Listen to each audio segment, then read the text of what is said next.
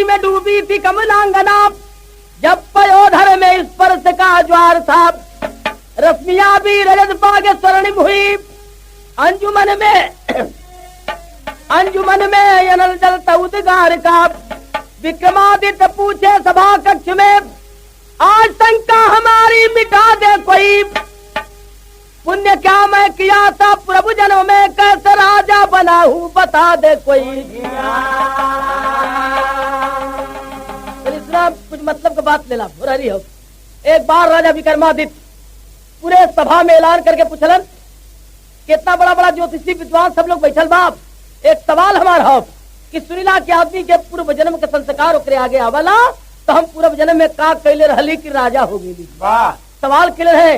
यही सवाल पर एक बात कभी कहलन, यहाँ पर तर्ज बा, अरे जिसके सर पे हाथ हरदम गौस समदानी कहे, जिसके सर पे हाथ हरदम गौस समदानी कहे, जिसके सर पे हाथ हरदम गौस समदानी कहे, अरे जिसके सर पे हाथ हरदम गौस समदानी कहे, और जिंदगी का क्या भरोसा बुलबुला पानी कहे, जिंदगी का क्या भरोसा बुलबुला पानी कहे, जिंदगी का क्या भरोसा बुलबुला पानी कहे। यही तर्ज है, लेकिन कभी लिखल यहाँ पे करे वक्त के स्वर से गुजरना आदमी की शान है, वक्त के स्वर से गुजरना आदमी की शान है, वक्त के स्वर से गुजरना आदमी की शान है, अरे वक्त के स्वर से गुजरना आदमी की शान है, और खुद को पहले जान लेना ही असल पहचान है, खुद को पहले जान लेना ही असल पहचान है, खुद को पहले जान लेना ही असल पहचान है। यह दो लाइन बात कभी कहलन कि वक्त के सर से गुजरना आदमी की शान है, और खुद को पहले जान लेना ही असल पहचान है।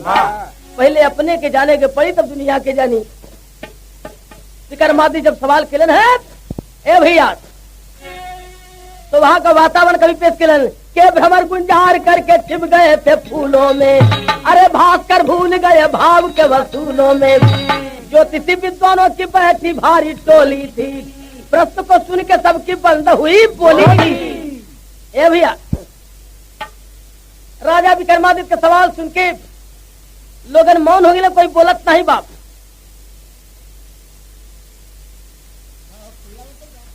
क्या शुरू भइलन, एक जने झोला उठौलन, कहला कि मेरे कुछ किताब लगत थे, दूसर का जने कहला कि हमरो मैदान लगत थे, यही तरह धीरे धीरे कहा गए अपन उठा शुरू भइला और घसक गइलन, और जब घसका शुरू भइलन तो एकदम पंडाल खाली हो गए, सभा में खाली एक बुढ़वा बचल।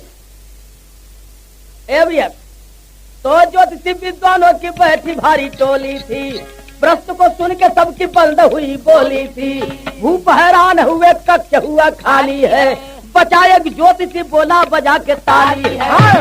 एक बुढ़वा ज्योतिषी बचल लगे, राजा पूछले कि महाराज ये कैसन लोग घसक गइलन, और तो अकेले रह गिला का बात हो। कहलन कि लोग घसक गए, बता कि कोई के पल्ले सवाल का जवाब रहल ना, ऐसे लोग घसक गइलन। कहलन तो तू बचल लगिला का बतैबा का। कहलन कि हम सवाल का जवाब तो न बताई, लेकिन जगहिया बता दे जहाँ सवालवा का जवाब मिली। कहलन कि अच्छा तो बताओ महाराज कहाँ जवाब मिली। तो मेरे सरकार जबकि कृष्ण वन में जाएंगे, वहाँ एक साधु होंगे भेद को बताएंगे। कृष्ण वन में चल जा, और वही जो एक साधु हुई वह बता दी बतिया तुहार। कहलन की ठीक हो। घोड़ा बढ़ौलन विक्रमादित्य, पहुंचलन जंगल में कृष्ण वन में, और जहाँ एक साधु बैठ के भजन करत रहलन, वही जन अर्जी लगौलन है, लेकिन तर्जवा निर्गुणी भाव में बदल गिल का।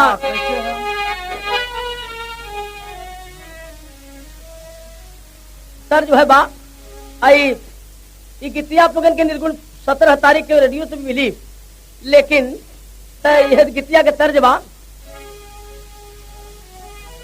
कि सुनीला गुजरिया चदरिया जैबू ओढ़ी के, ना गोरिया ससुररिया चदरिया जैबू ओढ़ी के। यही तर्जमा बाई निर्गुणी भाव।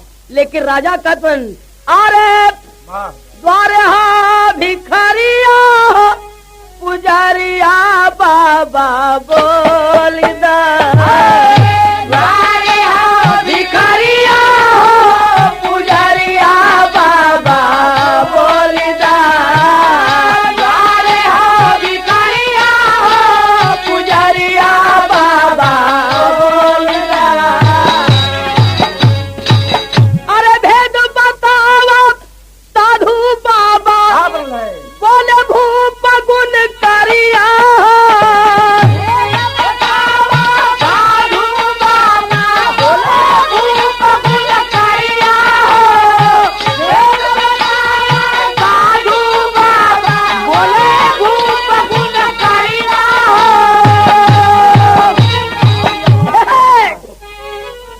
भेद बतावा साधु बाबा बोले भूप गुण करिया, पूर्व जन्म में काम कैली भैली राजा भिखरिया हो पुजरिया बाबा बोलिदा, भिखरिया पुजरिया बाबा बोलिदा, भिखरिया पुजरिया बाबा बोलिदा।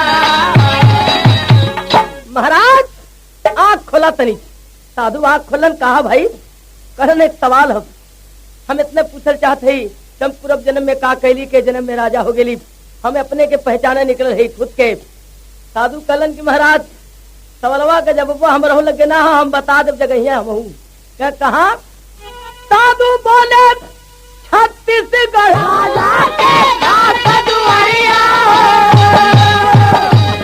अरे पैदा हो के रोज मरेला एक बालक गुण करिया हो पुजरिया बाबा बोलिदा, भिखरिया हो पुजरिया बाबा बोलिदा, भिखरिया हो पुजरिया बाबा बोलिदा। चल जा छत्तीसगढ़ राजा के द्वारे जो न पूछ रहन कि हम का हई हम का रहली और कैसे राजा भैली, ये विचार करते। साधु करण के महाराज जल्दी चलना छत्तीसगढ़ राजा के द्वारे, और छत्तीसगढ़ राजा के द्वारे एक लड़का का लाश बाप और वही लसिया सवाल का जवाब दे दी। चलो जल्दी जाए यहाँ से, छत्तीसगढ़ राजा के द्वारे लड़का का लाश पड़ल बाप और वो नगरी में रोज पैदा हो तो रोज मरत हो, और वह लसिया तो के सवाल का जवाब दे दी। और जल्दी जानी लसिया उठी तो जब वो न मिली, राजा घोड़ा बढ़ाऊ हाली हाली अब पहुंचन है कहा कि छत्तीसगढ़ राजा के द्वारे। ए भी अटेरी मास्टर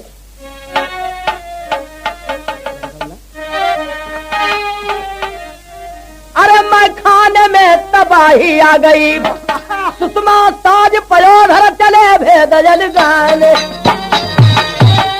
सुषमा साज पयोधर चले भेद जल गाने, मैं खाने में तबाही आ गई। राजा बढ़ल जात हाली हाली पहुंचा छत्तीसगढ़ राजा के द्वारे, एक लड़का का लाश पड़ल बा और लोग अब उठावे की कोशिश में, तब तक राजा घोड़े पर ले आवाज देन कि जरा रुक जा, लोग रुक जा, लाश के छोड़ा आगे जरा शाम के बात पूछे के हो। लोग पछेट गए, कैसन मनाई बाप ये लड़का के लाश से का पूछी, लाश कवन जवाब दी। लेकिन लोग कहने तनी देखा तो जब कहते बात है राजा निरेलन और घोड़ा से उतर गए, लसिया के लगे पहुंच गए हैं, लेकिन सर जवाब है बा अरे आंगने में फूल फुलगे नवाय नाना दी बजले बधाइयो दुआरे पर। लेकिन एक हम बदल दिले ही कहा कि रोवा नाई हारावा के लोग ये सखिया विदावा करावला पिया बदली में। रोवा नाई हारावा के लोग ये सखिया विदावा करावला पिया बदली में। रोवा नाई हारावा के लोग ये सखिया विदावा करावला पिया बदली में। विदावा करावला पिया विदावा करावला विदावा करावला पिया विदावा करावला। रोवा नाई हारावा के लोग ये सखिया विदावा करावला पिया बदली में। अरे छत्तीसगढ़ जाई देखे लागे राजा दनिया लसिया धाई लहार छत्तीसगढ़ जाई देखे लागे राजा दनिया लसिया धाई लहार। छत्तीसगढ़ जाई देखे लागे राजा दनिया लसिया धाई लहार। देखा कि जब पहुंचले राजा तो प्रश्न का जवाब पूछे लसिया से भारी आई है आवाज जाओ गम बनिहारी। भेदवा बताई हीरा धोबी के दुल्हनिया लसिया धैल दुआरे पर। और राजा आवाज में कहे बच्चे की लाश मेरे सवाल का जवाब चुका दे। आवाज यही लसिया से कि अब यहाँ कुछ नहीं बाप, जल्दी निकल जा मनिहारी गांव और हीरा धोबी के द्वारे चल जा, तोरे सवाल का जवाब मिल जाएगी। हीरा धोबी के दुल्हन बताई तो के राजा धीरे धीरे वहां से घोड़ा बढ़ौला में आ गेलन।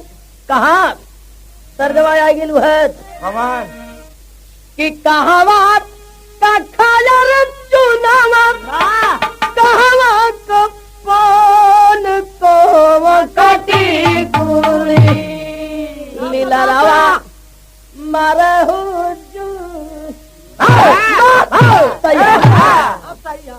अरे धोबी के दोबारा पर पहुंच राजा दनिया भेदवा का बतिया भेदवा का बतिया पूछे पूर्व जन्म का हाल भेदवा का बतिया पूछे पूर्व जन्म का हाल भेदवा का बतिया जन्म का हाल भेदवा का बतिया।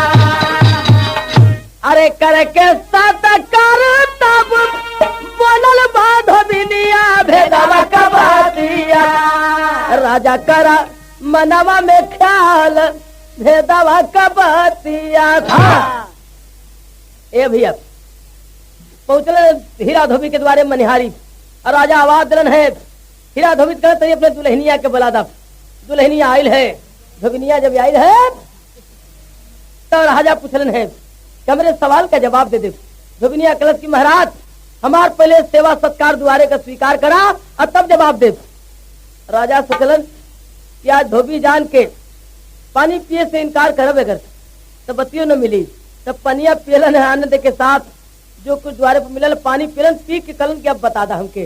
जब सत्कार स्वीकार किलन है तब धोबिनिया बतावे लगल पूछे के ना पड़ल बतावे लगल सब सरे सर कैसे बतावे तरज है बात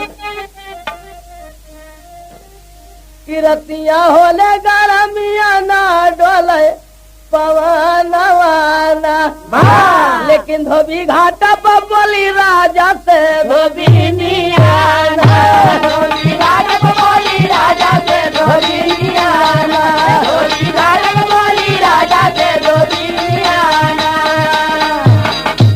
ए महाराज तू रहला का तनी जान ला पहले पहले कि अरे सुनला पहले जन्म के हाल रहला तू मुसहर के लाल प्यार से पलल माई बाबा कर जतनिया ना तू मुसहरे का लड़का रहला वो जन्म में और तोह से छोटा एक भाई तोह से कहीं बात समझाई कि सबसे पीछे भइली तोहरी हम बहिनिया सबसे पीछे भइली तोहरी हम बहिनिया सबसे पीछे भइली तोहरी हम बहिनिया। आप परिवार में सबसे बड़ा बेटवा रहला तो उससे छोटे भाई सबसे छोट बहन जो न हम ही है। इतनी बात कहलत है कि एक माता पिता के 3 संतान रहली जात, लेकिन भयल का तर्जमा बदल गई। जो है बा कि गोरिया हो बिजुरिया कहवा गिरी, लेकिन धुबनिया कहत बा कि भैया हो समैया बजर भइल, भैया हो समैया बजर भइल, भैया हो समैया बजर भइल। अरे जग में दुख दैया बजर भइल, भैया हो समैया बजर भइल, भैया हो समैया बजर भइल, भैया हो समैया बजर भइल। है सूखा पड़ल नगरी में भारी, आयन बिना लोग भइलन दुखारी, कोई ना सहैया बजर भइल, भैया हो समैया बजर भइल। बतावे लगल कि वह जन्म में जब एक माता पिता का हमन 3 संतान रहली जा, लेकिन ऐसा सूखा पड़ल, ऐसा सूखा पड़ल के अन्न बिना लोग मरे लगल। एक तो हमन मुसरे घरे गरीबे का लड़का और दूसरे यूरोप जन बात दुख आ गल, तो वही समय भयल का तर्जमा बदल गई। फिर ये सादा सिन्हा वाली है का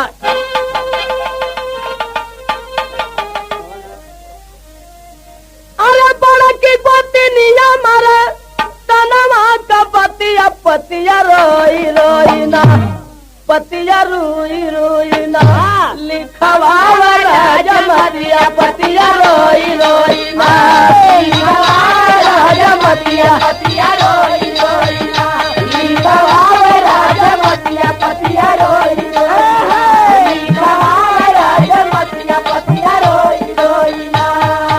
अरे बड़ा की पतिया मारे तनवा का पतिया पतिया रोई रोई ना, लिखवा राजमतिया यह तरज बा। लेकिन गाना का भाव बड़ी मार्केट लाइन बाप कि भोगा तन तोर अपने करमा का गतिया बतिया चूकी गईली ना, बतिया चूकी गईली ना, घाती भैली की समतिया बतिया चूकी गईली ना, घाती भैली की समतिया बतिया चूकी गईली ना, घाती भैली की समतिया बतिया चूकी गईली ना। तब भयल का गरीबी में माई कहीं से लाई मांग थोड़ा नवा, रोटिया बना के धैली सब के समानवा। माई कहीं से मांग के थोड़ा अन्न ले आई, अब पीस के रोटी बनौलत, और रोटी बना के एक टुकड़ा आटल सबके, एक टुकड़ा बाबू, एक टुकड़ा माई, एक टुकड़ा बड़का भैया तू, एक टुकड़ा छोटका भैया, एक टुकड़ा हमके, एक टुकड़ा सबके आटल। और तबला भीख मंगा द्वारे आ गई ना संगतिया बतिया चूकी गई ना, बतिया चूकी गई ना, भूलल स्वार्थ में जगतिया बतिया चूकी गई ना, स्वार्थ में जगतिया बतिया चूकी गई ना, भूलल स्वार्थ में जगतिया बतिया चूकी गई ना। भेल का कि सबके आगे कह टुकड़ा पल भाई केहू खैले ना, तब ले भिखारी आके आवाज कितनी हमरो लोगन ख्याल करा। अब यही जगह से बात बिगड़ गई, कहत बाप कि अरे वही दिन बिगड़ दुनिया में समैया हमारे भैया हो, और डगमगात धारा में डूबल नैया हमारे भैया हो, धारा में डूबल नैया हमारे भैया हो, धारा में डूबल नैया हमारे भैया हो।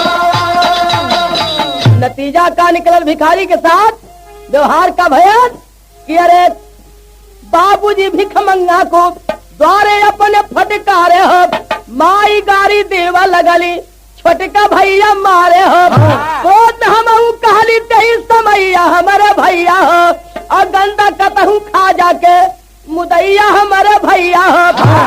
बाबू फटकरलन दरवाजे पर कि कई रोज पर आज थोड़ा सा एक टुकड़ा रोटी मिलल तो मांगे आ गिला, भाग द्वारे से। जब दरवाजे पर फटकरलन है बाबू तो भी ना गए, बड़ा भूखल द्वार से हटल ना तो माई गाड़ी देवे लगली, तब भी ना हटल। छोटका भैया उठ के धक्का दे के 2 हाथ मरलन, तब वो ना हटल तो हम कहली के रोटी का खैबा कहीं गंदा खा। लेकिन भैया एक बात याद रहे कि अरे धारा माँ की ऐसे नहीं धनवा घटेला, लेकिन लेकिन यह धर्मवा से घट जालाई अरे धर्म की ऐसे नहीं धनवा हो घटला, लेकिन यह धर्मवा से घट जालाई अरे बाबू भिख मंगा को द्वारे फटकारे तो बन के भिखारी आज घूमा हर मकान। अम्माई जावन गारी दहल रहली दुआरे पर, अरे बन के कुत्ती गाँव गाँव घूमली सुजात। अक्षर का भैया जावन मरल रहल डंडवा से, उनके नरकवा होई गई न हो महान कि पैदा हो के रोज आज मर नगरी में। हमहू कहली गंदा खाओ कहीं बेईमान, जौने कारण धोबी घर ले के जनमवा सब कर गंदा आज साफ करी ला श्रीमान। कहे लगनी कि बाबू फटकरलन दुआरे तो का नतीजा क्या, भिखारी बन के दुआरे दुआरे घूमत और माई गाड़ी धले रहली जवन आज कुत्ती के रूप धारण करके कोई गांव के बाहर रहत नहीं। और जो साधु मिलल रहलन वह बाबू हुन, और गांव के बहरे तो है कुत्ती मिलल रही वह मतारी है। और जवन लसिया अब देखला रोज पैदा होले रोज मरेले, वही लसिया छोट के भैया करहल जवन धक्का देले रहलन के आज नरके का धक्का खाते। हम मुँह से इतना निकलल कि कहीं गंदा खा तो आज सबकर गंदा साफ करती धोबी घरे जन्म लेके। लेकिन एक बात याद है, अब मूल बात बतौला साहब, स्वागत में हिमालय का हिलल चोटिया और राजा हो गईला बिरा नवा खिया के रोटिया, राजा हो गईला बिरा नवा खिया के रोटिया, राजा हो गईला बिरा नवा खिया के रोटिया।